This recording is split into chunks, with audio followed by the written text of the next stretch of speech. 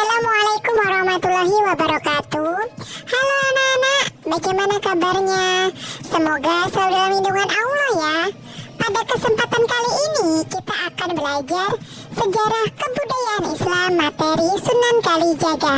Mari kita simak materi berikut. Biografi Sunan Kalijaga.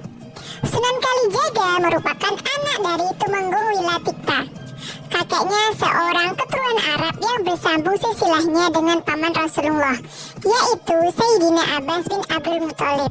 Untuk mengetahui lebih mendalam mengenai biografi Sunan Kalijaga, berikut asal-usul dan peninggalan bersejarah Sunan Kalijaga. Asal-usul Sunan Kalijaga. Raden Said merupakan nama kecil dari Sunan Kalijaga.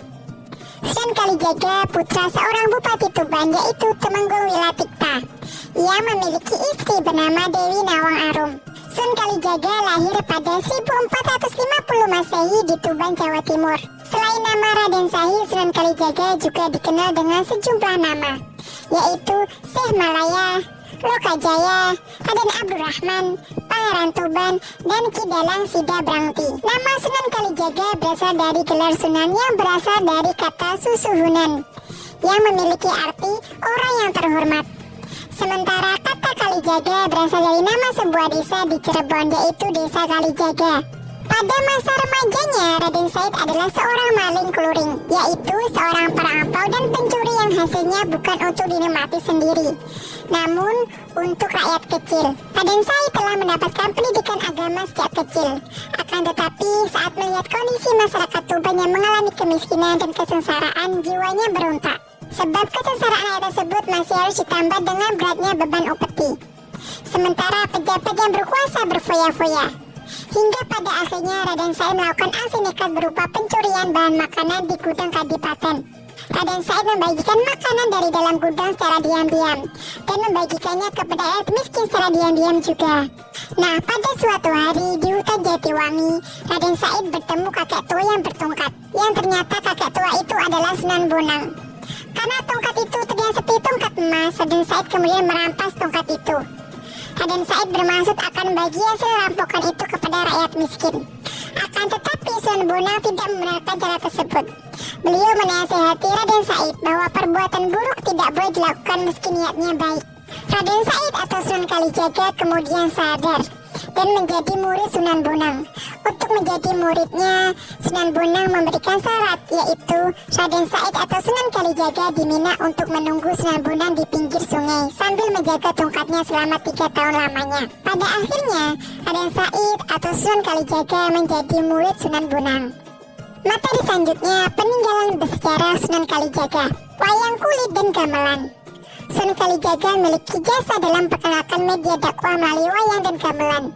Beliau menggabungkan cerita wayang yang bernapaskan Islam, terutama mengenai etika atau akhlak yang terpuji.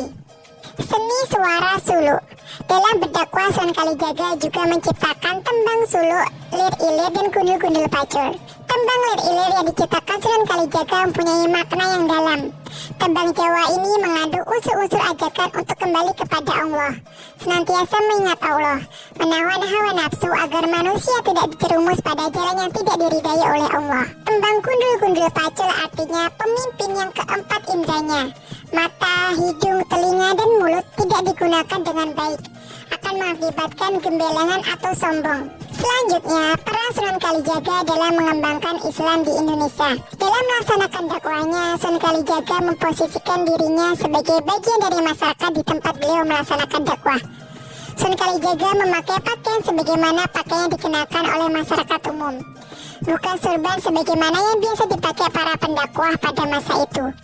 Beliau berbicara dengan bahasa yang biasa digunakan dalam pergaulan masyarakat, lugas dan mudah dipahami, serta memanfaatkan tradisi dan budaya yang berkembang dalam masyarakat sebagai sarana untuk menyampaikan dakwahnya. Nah anak-anak, itu tadi kisah Sunan Kalijaga. Semoga anak-anak bisa meneladani kisahnya ya.